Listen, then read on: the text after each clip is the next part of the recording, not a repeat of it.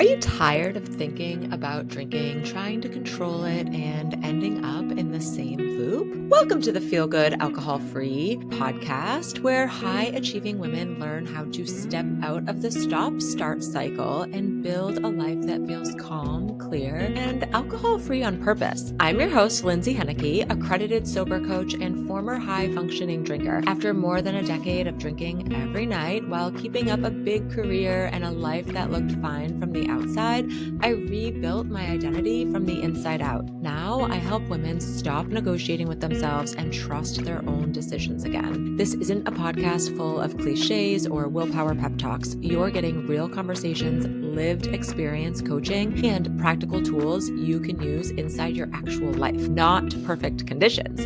So take a breath. You're here because you're ready to feel good in your real life. So let's get started. Welcome back. I'm so glad that you're taking a few minutes here to listen to this. You know, I used to spend time sitting in my kitchen drinking wine and listening to sober podcasts. And I used to think, oh my gosh, I'm contradicting what I want here. I'm drinking wine and listening to something that's supposed to help me, or I think is going to help me not do the thing that I'm doing.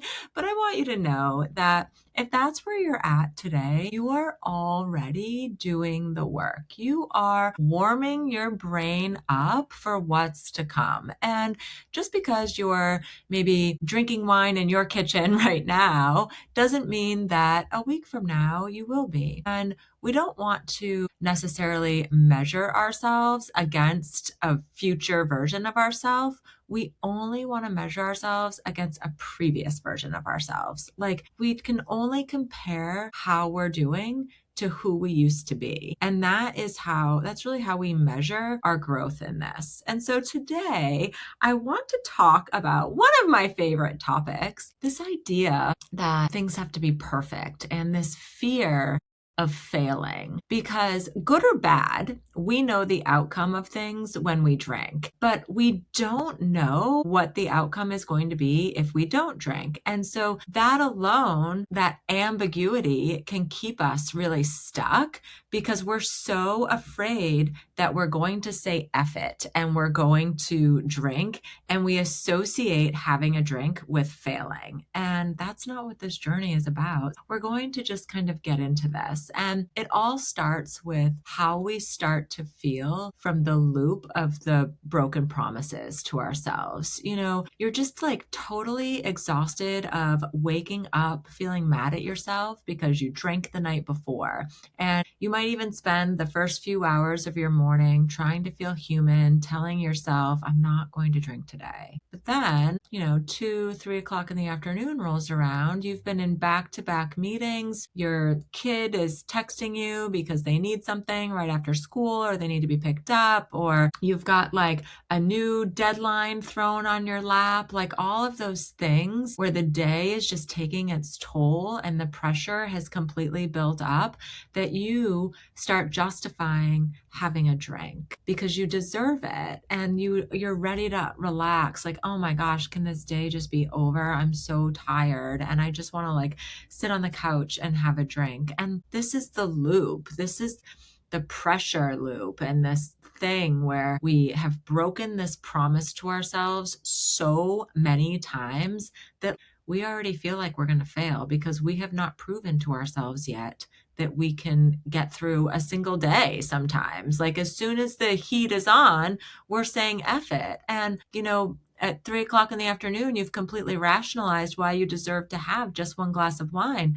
But you've also already proved to yourself that it's never just one glass. I mean, I'm describing this in this detail because this was my life. This was my day to day. And it was I would drop my work bag by the front door or in the kitchen table, and I'm thinking about, oh my gosh, what am I going to make for dinner? And I'll just have one glass of wine and then I'm going to log back into work. And I know that I've got these 1,000 emails that I need to look at. I would tell myself, just like you tell yourself, it's just a reward. I just need to take the edge off. I just need to soften everything a little bit and then I can deal with what's next. But the problem is that it's never just one glass. And then all the other things that you want to do for yourself that night, they kind of get pushed to the wayside. When we choose to drink for that like temporary relief, we are choosing to ignore ourselves. We are choosing to ignore what we really need. And this is that thing that I think women in general are used to. Like, we are used to putting other people's needs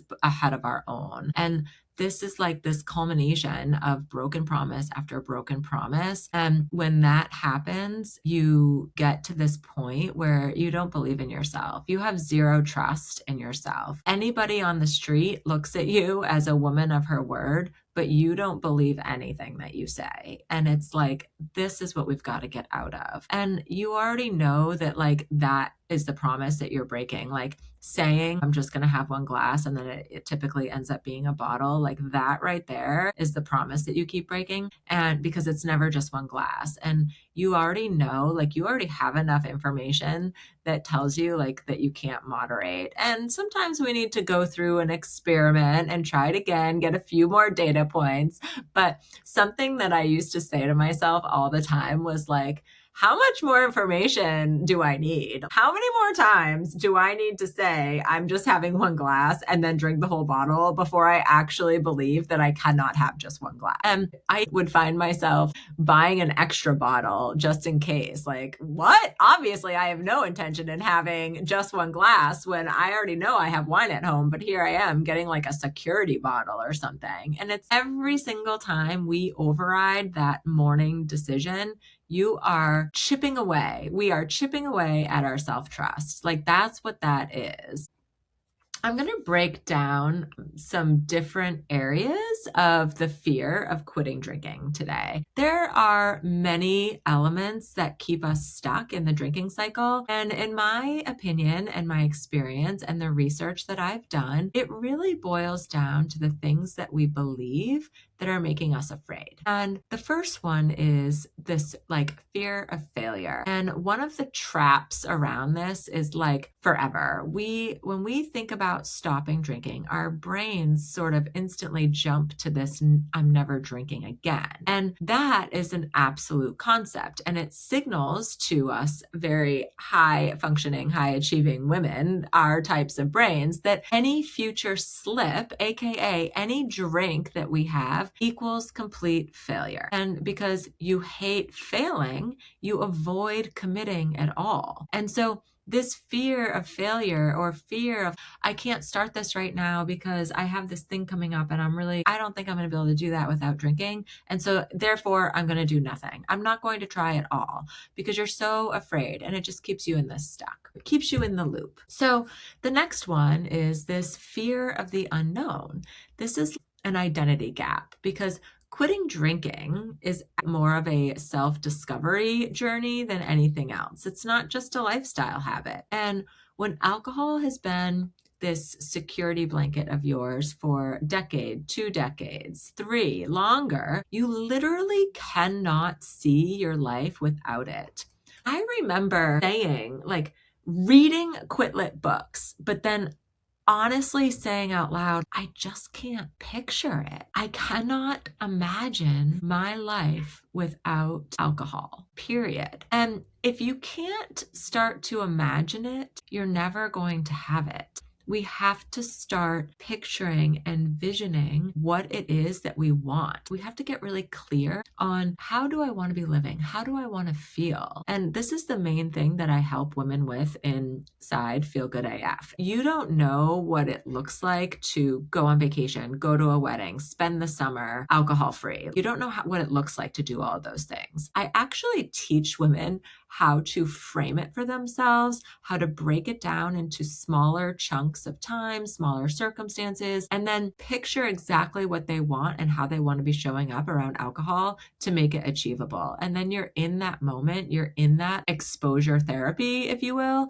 so that you start practicing life without drinking. And then you experience it. You're seeing what it's like. Now, when we can't see our life without alcohol, it's like you don't actually know who you are. You might not know how to relax, or you might not know how to like process a really tough day as an executive at work without a glass in your hand. It's like when I used to think about how I would decompress after work, it was always with a glass of wine. And a lot of my clients say that when we have our very first one-on-one session, we often spend a good chunk of time talking about what does decompression look like for you and how are we going to change it? Because so many women are like, oh, well, Lindsay, I have a glass of wine to decompress after work. And so that is one of the first pieces that we start to break down together. And once you start to do that, because that's what you do the most often, like the day-to-day things, that's what we have to start changing first. And you grow more comfortable.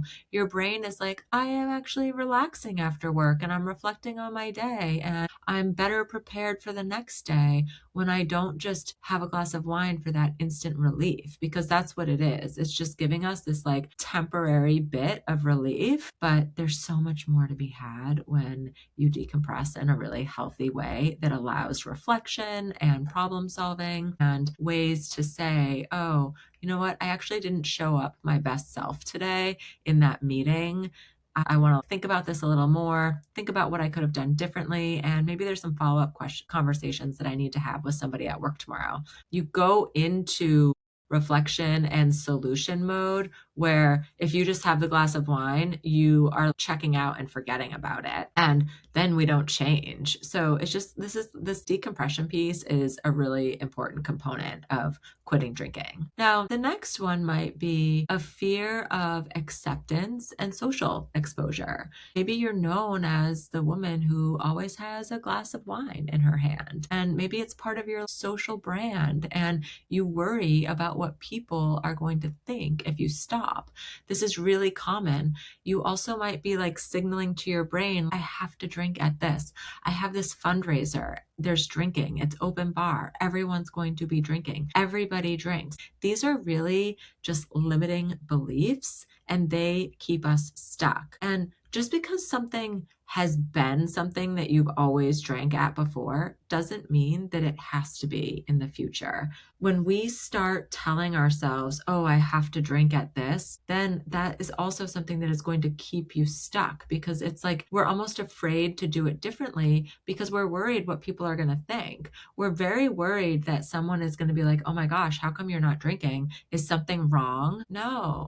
There's nothing wrong. And most people aren't going to say that. And really, like right now is a beautiful time to quit drinking because so many people are actually thinking about this and not saying anything about it, that when you show up as the person drinking the mocktail or drinking the San Pellegrino at the table, somebody else is watching you saying, wow, she's brave, or I wonder if she quit drinking, or I wonder if she's never really drank. Like, people are looking at you and you're a leader in this. And it's really scary, but it's also really powerful. We just don't even know when we're a role model to others. And I think that there's something really beautiful about that, because you could be at a fundraiser with 200 people and maybe 75 of them are looking at you or thinking about their own drinking and thinking, I don't want to go to this thing and like I have to drink tonight. You don't have to drink. You get to make this decision for yourself and you get to do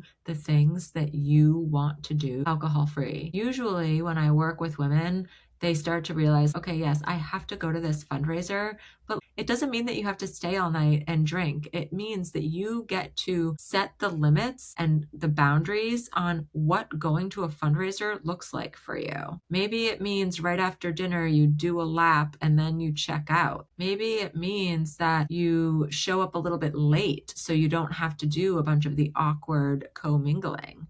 Like, you get to plan what that looks like, and you don't need to worry about what other people think anymore. Your scene is just changing. What you want to do is just changing. I actually had a client who she recently started inside Feel Good AF, and she's in my group coaching program. And within her first week, she had a couple of things going on. One of them was trivia. And she was like, I didn't drink at trivia. It was awkward and felt weird, but I think what I realized is that I actually just don't really like going to trivia. And it's like, yes, yay! This is what I mean by it being this like journey of self-discovery. maybe you've just been going to trivia to have a few beers, but you actually don't even like it. Guess what? You don't have to go anymore. Or maybe it is something that you do once in a while. You don't have to go every week, and you start to learn about it. Or you might even decide, like, after you get more comfortable being out in social situations without drinking, maybe you do like trivia, but you just weren't able to appreciate it because you were so focused on the drinking before. This is what I mean by self-discovery and exposure therapy. We have to practice doing the things that we think we like to do without drinking, and then decide for ourselves, maybe this actually just isn't even my scene anymore. So we often carry this secret burden around this whole piece. It's like maybe you dread telling your partner or a close friend that you want to quit drinking, or you want to cut back, or you're taking a break, because the reason why we dread that is because that then if you do drink, they will know that you failed. And so this is our identity and our reputation that we want to protect here. We're thinking about, like, oh my gosh, well, I'm the person who has it all together. And when you keep that struggle entirely inside you, then it keeps you stuck, because we're afraid to step out. We're afraid to drop a little breadcrumb to somebody and say, oh yeah, I'm taking a break right now, because we're so afraid that when we see them next, that we're going to drink. And so these are just beliefs that we have. And I want to get into a little bit of the science here and what this looks like when we are high achieving women and when we have this like level of perfectionism that we want to uphold. Let's look at this actual behavioral science of why this loop feels so incredibly tight for you. If you identify with perfectionism, your brain is wired to view mistakes not as data, but as actual threats to your identity. Like you have a character flaw because of this. And in behavioral psychology, there's this principle known as loss aversion. This was actually originally pioneered by cognitive psychologists Daniel Kahneman and Amos Tversky. So what I love so much about this study is that their research proved that human beings are neurologically hardwired to experience the pain of losing something as twice as powerful as the pleasure of gaining something of equal value. When we really look at that and we apply that to high achieving women in alcohol, this creates basically like a psychological paradox, because your logical brain is looking ahead and sees the massive gains of quitting. Maybe better sleep, waking up clear, sharper leadership, and this restored self-trust. But your primitive brain, the amygdala, looks at the immediate loss of your primary coping tool. It experiences the removal of alcohol as a threat to your safety and your comfort and really like your emotional survival. And so this is where your perfectionism is going to drive that loop, because loss aversion makes the transition feel risky, and your perfectionism demands that if you try to change, you must do it flawlessly. And if you can't guarantee a perfect, seamless transition to being a non-drinker, loss aversion convinces your brain that it's safer to keep drinking and manage the predictable hangover than to risk the unpredictable failure of trying to stop. You don't lack willpower, okay? This is not a discipline issue. This is your high functioning brain is simply caught in this like crossfire between perfectionism demanding flawlessness and loss aversion to protect your comfort zone. And so to break it, we have to stop doing it perfectly, my beautiful friend. Like that is the key here. So many women are afraid to start working with me because they're like, oh my gosh, I signed up with Lindsay. I can never drink again. Like, that's not how this works. I'm going to teach you exactly how to approach new situations without drinking and talk about what success looks like. And if you drink, it is not a failure. This is an experiment. This is you trying and practicing life without drinking. And at first, no, you're not going to tell anybody. You're not going to tell your friends. There's nothing that you need to say about it. I'm going to help you create that language and that protocol for when you're in these situations so that you feel really confident going into them. And you're also still going to feel really good about yourself, even if you have a drink. That's the part that we have to get to, because when you are focused on just not drinking as the goal, That is why you feel like you are white knuckling through things. You're not focused on outcomes such as, I can't wait to experience this, or I can't wait to see how other people act when I'm not drinking, or really acting as an observer of your surroundings instead of putting yourself under a microscope and looking at every single thing that you feel like you're doing wrong. Earlier, I mentioned how, or I do mention this a lot, is how we can be drinking the wine in the kitchen and listening to the podcast, or reading the Quit Lit book, or scrolling the sober Instagram accounts. And it's like, I want you to also know that you don't need any more information. The piece here is that while you are doing the work by listening to this type of content, you're warming your brain up for what's to come in your journey, but you already know the statistics. You already are reading these things and you're immersing yourself into the content. And like that is part of the work. So the gap for you is not learning more information. It's actually integrating what you already know. And I want you now to think about what I just talked about related to fear and how our brain responds to fear. And I want you to think about where your gap is and what needs to be integrated, and like following through on that integration, because you've already tried setting rules for yourself. You've already set the I'm not drinking on weekdays, only 2 glasses at dinner, only drinking after 7 p.m. And you've already proven to yourself that rules do not work because they require constant willpower. And I mean, let's get real here. Your willpower is completely spent by 3 p.m. for managing your life, your career, or your family, or maybe you have aging parents. Like all of these things that are on your plate, you're exhausted every day. And the drinking is like keeping you from taking care of yourself in the moment. You need self-care. And I'm not talking about like going to get your nails done and having a massage. I'm talking about from the moment your feet hit the floor, how you take care of yourself throughout the day. And the only way out of this tension is to move away from the constant management and step into that identity work. You need to become a woman who simply does not need alcohol to cope with her life. And this requires deep reflection, pattern recognition, and professional containment. It's like, it's why like trying to figure this out on your own behind closed doors, that only keeps you repeating the same loop every Tuesday afternoon. You start thinking about the alcohol, and then you start thinking about which store you're going to stop at to pick it up, and you tell yourself you deserve it because you've had a long day. But that loop is not going to break unless you implement a strategy and integrate it into your everyday life. You don't need a lifestyle challenge or like a 30-day challenge, because anytime I ever did a 30-day challenge, I had one thing on day 31 that I was looking forward to, and that was a glass of wine. And so when we stop removing day counting and we just start practicing our lives living alcohol free, this is how you get to the other side of alcohol. It's not about a lifestyle challenge. It's about high touch, expert architecture to rebuild your self-trust. And that's exactly what we do inside Feel Good AF. So I want to give you one little homework assignment. If you've been listening to the podcast for a while, you know I love giving you an assignment and an actionable takeaway.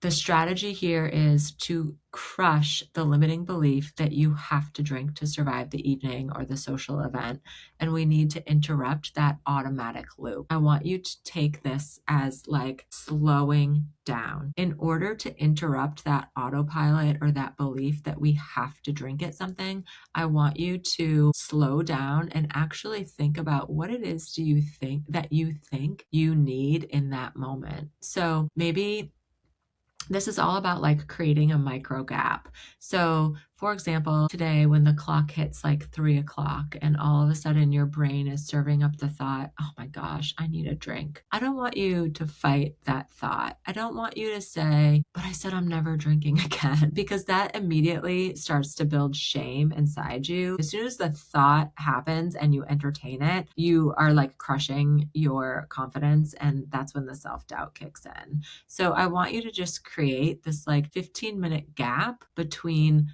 the thought and the action. So the fastest way to interrupt our thoughts is to change our environment. I want you to sit with the discomfort for a minute, acknowledge the thought, and remind yourself, like, okay, yep, I know I'm expecting this thought. I've been thinking this way for a long time. It's not going to automatically go away. You have to practice thinking the new thing. Our brains are like very lazy. Our brains are very repetitive, and we pretty much are thinking whatever we thought yesterday. And so if you ever heard that saying, it's clockwork, your body reaches a certain level of stress every single day, and your brain tells it, it's okay, just you deserve a glass of wine. You can have a glass of wine. So if you've been thinking that every day, it's going to take time to unwire that from happening. The fastest way to change our thoughts is to change our environment. Around that time, a really good idea is like, grab your laptop and go work in a different place. Get away from your office, or go for your 10-minute walk at that point.